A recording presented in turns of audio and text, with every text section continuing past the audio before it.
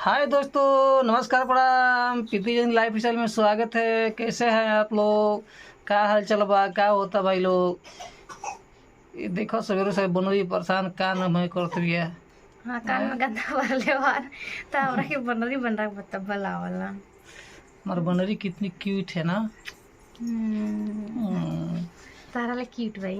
ये किसी ले ले ले ला। लंबा वाला 1 मिनट वाला देखो। चलो नाले नाले जरूरी नहीं कैसा तो महक रही है। पागल मौका तई हमेशा परफ्यूम यूज नहीं, एक तो किस करेनी। लेने का मन था लेकिन जान रहे कैसा तो बहुत अजीब टाइप का महक रही है एकदम। चला मौका तई तो दूरिये रहला ना, हमरा भी होता है तो सटल किस नहीं लेना चाहिए।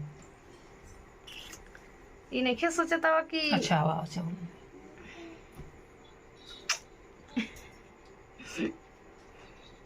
गलत बात का हम नहीं लेंगे।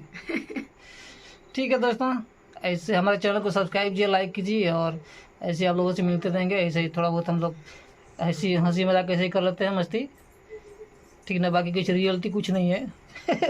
हम या किस नहीं करते हैं। हाँ, जरूरी नहीं कि हमरा किस करवा। ठीक है, चलते हैं, अगले वीडियो मिलेंगे, तब तक के लिए बाय।